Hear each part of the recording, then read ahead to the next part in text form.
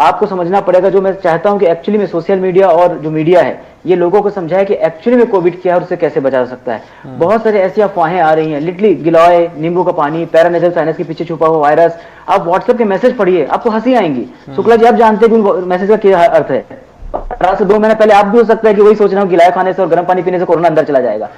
उन मैसेजेस को रोकना है, सबको ये बताना है कि एक्चुअली में ये मैसेजेस फेक हैं, कि कोई मेडिसिन आ गई आप उसको खाएंगे ठीक हो जाएगा। लोगों को सर्दी खांसी हुई, लोग कोई मेडिसिन फाकना चालू कर देते हैं कि हम वो मेडिसिन। नहीं अनिमेश जी, तो करना क्या है? चूंकि ये आप जो बात बता रहे हैं ये बड़ा महत्वपूर्ण है, चूंकि अभी तो घर घर में काढ़ा और गिलोय, उसके अलावा गर्म पानी, नींबू पानी, तमाम चीजें सुबह से लेकर रात तक सब चीजें चलती रहती हैं। कई बार इस तरह की चीजें भी निकल के आई कि कई घरों में काढ़ा ओवरडोज हो गया है, जिसकी वजह से पेट की समस्याएं शुरू हो गई हैं, लीवर की समस्याएं शुरू हो गई हैं। तो ऐसी स्थिति में जाना चाहेंगे आपसे कि ये इसके संदर्भ में क्या कुछ किया जाना चाहिए? क्योंकि व्हाट्सएप पे घर में बैठा है आदमी, अब लॉकडाउन में और घर में बैठेंगे तो सारी जानकारियां तो इसी के ऊपर आ रही हैं। तो कैसे बचें, क्या ध्यान रखें इसमें? सबसे पहले व्यास जी, मैं बार बार इस चीज को बोला हूं कि कोरोना से बचने में सबसे इंपॉर्टेंट है कि आप फेक न्यूज आगे बढ़ाने से बचें। लिटरली सबसे इंपॉर्टेंट आज की डेट में यही है।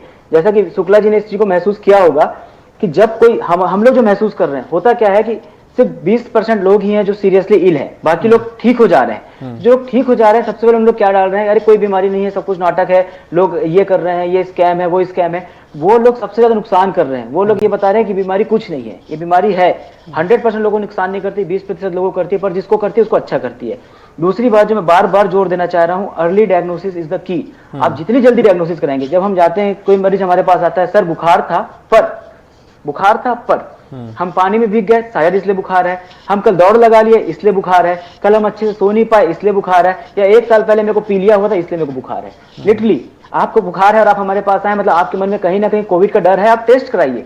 दूसरा जो डर है कि हम अगर पीड़ित हो जाएंगे तो हमको सरकार उठा के ले जाएगी, इस डर से भी बचने के लिए आप लोग की सहायता चाहिए। कि सरकार ने होम आइसोलेशन के नियम बहुत शिथिल कर दिए हैं, बहुत आसान है, कोई भी होम आइसोलेशन में जा सकता है। पर अगेन कौन जा पाएगा? जो स्टेबल होगा।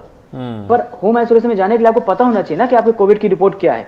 तीसरी बात होती है, जो लोग लेट करते हैं डायग्नोसिस बनाने में, और जब उनकी सांस फूलने लग जाती है, जब उनका फीवर 4 दिन से 8 दिन से ठीक नहीं हो रहा है और उनके फेफड़ों में 70% या 50% इन्वॉल्वमेंट हो गया है, अब आपको हॉस्पिटलाइज होना है क्योंकि अब आपका ऑक्सीजन लेवल 90 से नीचे हो गया है। पर जब आप हॉस्पिटल जाते हैं तो हॉस्पिटल वाला बोलता है आपकी रिपोर्ट कहाँ है? क्योंकि हमारे पास 2 वार्ड होते हैं, एक कोविड वार्ड, एक नॉन कोविड वार्ड। अब आपके सिम्टम्स पूरे हैं कोविड वाले, तो हम आपको नॉन कोविड वार्ड में कभी नहीं रख सकते, हम आपको कोविड वार्ड में ही रखेंगे।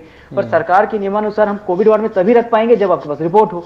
अब जैसा कि अगेन सलूजा जी ने बोला कि रिपोर्ट आने में 1 हफ्ता लगता है, तो बेहतर क्या होगा कि आपको जब शुरुआती स्टेज में हो तभी आप रिपोर्टिंग करवा लें, ताकि जब आप बिगड़े और आपको हॉस्पिटलाइज होने की जरूरत पड़े तो आपके हाथ में रिपोर्ट हो।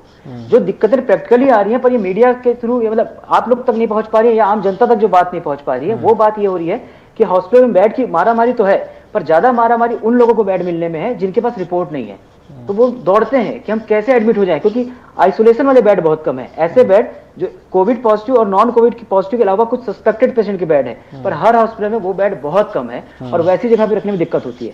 तो अगेन मेरा जो सार है, बात का सार ये है कि अर्ली डायग्नोसिस, अगर आपको लक्षण है, थोड़े भी लक्षण है, आप जांच कराइए। जांच नेगेटिव आती है, 3 दिन बाद फिर से जांच कराइए। जांच कराने में कोताही मत बरतिए, ये सबसे बड़ी चीज है। जब भी पॉजिटिव आएगी आप लीजिए। तीसरी बात, जांच लगातार नेगेटिव आ रही है पर आपको सिम्टम कोविड के हैं, आपके परिवार में किसी को कोविड निकला है, आप ये मान के चलिए कि आपके परिवार में अगर किसी को कोविड है तो कुछ ना कुछ मात्रा में कोविड पूरे परिवार के लोगों को है। आप अपने मनोस्थिति में चीज समझ लीजिए। शुक्ला जी मेरी बात का समर्थन करेंगे। आज पता लगेगा या 10 दिन बाद पता लगेगा, पर ये एक वायरल फीवर है। कोई भी खबर वायरल होती है, बैक्टीरियल नहीं होती। इसका मतलब होता है कि वायरस को फैलने से आप नहीं रोक सकते, आप डिले कर सकते हो, ढीला कर सकते हो, वायरस के जो लक्षण उसको रोक सकते हो, अपनी इम्यूनिटी बढ़ा सकते हो, वो सब कर सकते हो। तो आपको अगर वायरल है तो आप अपने परिवार को वो सभी फैसिलिटीज दीजिए जो आप एक मरीज को देते हैं। आप तुरंत आइसोलेट होइए।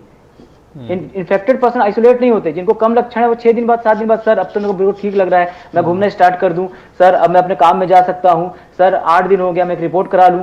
सरकार ने बोला है 14 दिन तक बाहर नहीं निकलना है, इवन छत्तीसगढ़ में 17 दिन है। क्यों बाहर निकल रहे हैं?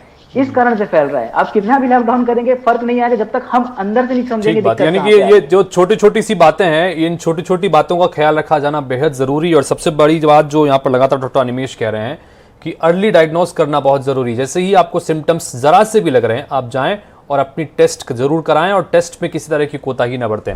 जसप्रीत जी, मैं आपसे जानना चाहूंगा जी, अपनी बात भी रखिएगा। दूसरा